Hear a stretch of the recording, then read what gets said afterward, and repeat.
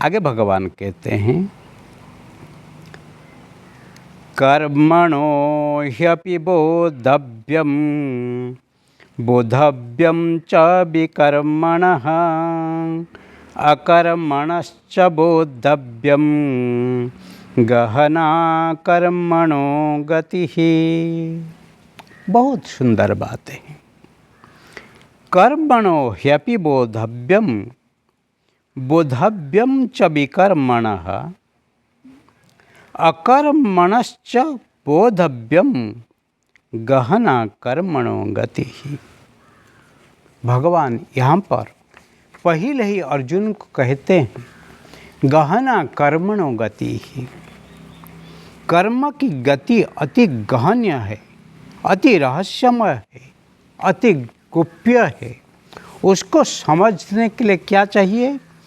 कर्मणो ही अपि बोद्धव्यम। कर्म का स्वरूप भी जानना चाहिए।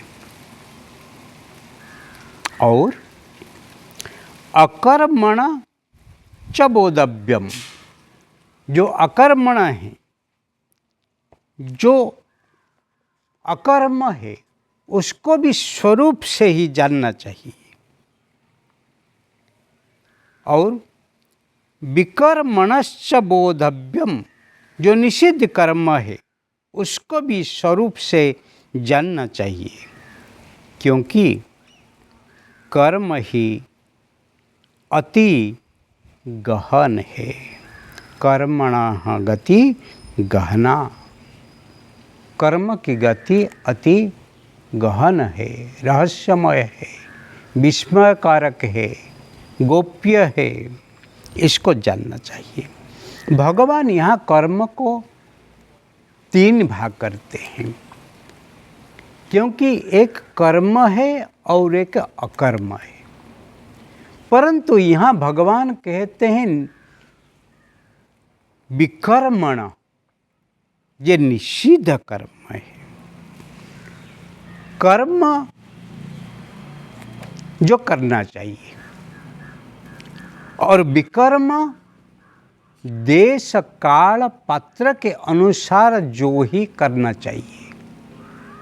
क्योंकि जो कर्म एक पिता के लिए है, वो कर्म एक पुत्र के लिए नहीं है। जो कर्म एक भाई के लिए है, वो कर्म एक भतीजा के लिए नहीं है। जो कर्म एक गुरुजनों के लिए है, वो कर्म एक विद्वान ज्ञानी गुणीजनों के लिए नहीं है।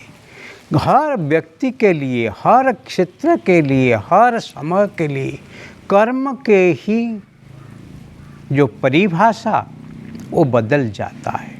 और विवेक के साथ इसको नहीं करेंगे तो फिर जो एक जगह में कर्म गणा जाता है, वो दूसरी जगह में ही वो ही अकर्म हो जाएगा। और दूसरा है विकर्म। विकर्म क्या है? जो शास्त्र अनुमोदित कर्म नहीं है। शास्त्र जो कर्म को निषेध किया है।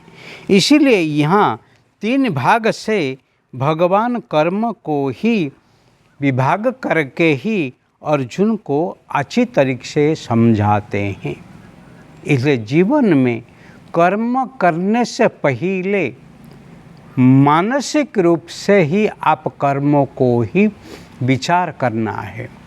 क्यों मन से ही आप इसको रोक सकते हैं, नहीं तो बदला सकते हैं। परंतु एक बार कर्म को करने के बाद, आपके विचार को कर्म में लाने के बाद, फिर कर्म के ऊपर आपका अधिकार कोई नहीं है रोकने के लिए। इसीलिए गीताचार्य कहते हैं, कर्मण्य बाधिका रस्ते माँ फलेषु कदाचन।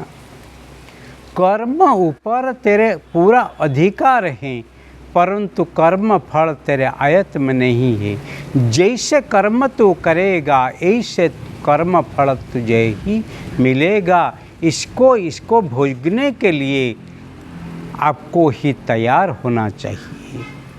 इसलिए कर्म फल को आप किसी भी तरीका लेके आप बदला ही नहीं सकते हैं।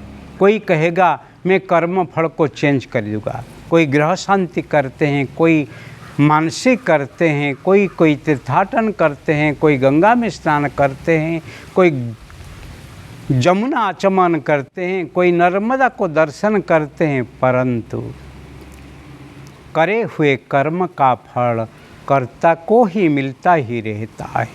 और जो उसको भोगने के लिए तैयार होता है उसको ही अंदर से ही ताकत मिलती है उसको सहन करने के लिए। इसको कहते हैं कर्म फल को स्वीकार करना। ले जीवन में कर्म करने से पहले मन से विचिंत्य बारंबार, मन से बारंबार विचार करो, एक बार नहीं अनेक बार विचार करो। एक बार निश्चित करने के बाद भी विचार करो, फिर विचार करते करते करते करते जब कर्म करने के लिए आप निश्चित कर लिया है वो कर्म करूँगा तो मुझे ही कोई दुख नहीं है, और संसार में जो मेरे सामने जितने जीव हैं किसी को भी कोई अकल्याण नहीं है, दुख नहीं है, मुश्किल नहीं है, तब ही जियो और जीने दो, तब ही जीवन में आने वाला है।